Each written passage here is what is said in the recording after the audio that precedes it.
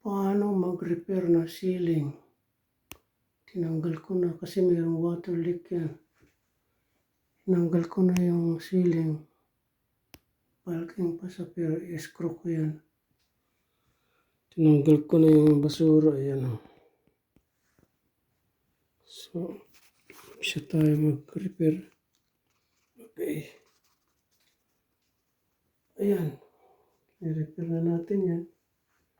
Gagawa tayo ng diskarte kung paano gawin yan. Okay. So, ayan. Tanggalin ko pa yun.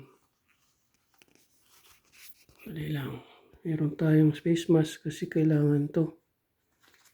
Pag alikabok sa loob. Tanggalin natin yung mga dating yung pako. Yun o. Yan.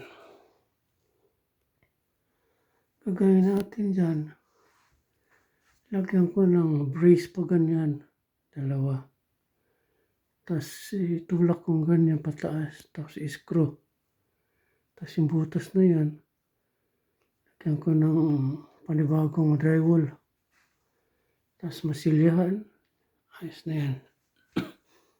Okay. Salamat.